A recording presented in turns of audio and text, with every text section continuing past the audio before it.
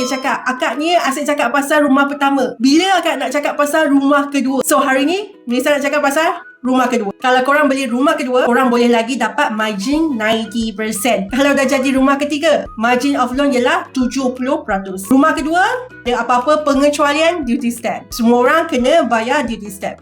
Berapa duty stamp yang kita kena bayar? Kat sini, Melissa tuliskan. Selalu orang yang beli rumah kedua, rumah pertama tu dia sewa. So, dia boleh dapat duit sewa daripada rumah pertama untuk menampung pendapatan untuk beli rumah kedua. Ataupun dia refinance rumah pertama, dapat duit cash out daripada rumah pertama, dia beli rumah kedua. Tapi tak kira anda beli rumah pertama ke, rumah kedua ke, rumah ketiga ke, pastikan anda semak kelayakan pinjaman dulu. Jangan pergi cari rumah, baru cari loan. Melissa pelik, ramai yang sangat confidence dengan profile mereka. Mereka sanggup letak booking dulu sebelum tahu sama ada loan mereka lulus atau tidak. Mereka langsung tak takut bahawa booking fees tu yang kebayar itu mungkin akan hangus saja. Jangan buat benda macam tu. Sangat berisiko.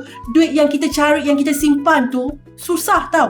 Takkanlah nak biarkan hangus macam tu saja. Oleh itu, semak dulu kelayakan loan rumah sebelum letak booking ataupun beli rumah dengan pemaju ataupun dengan ejen rumah. Kalau nak Melissa semakkan kelayakan, boleh message kami.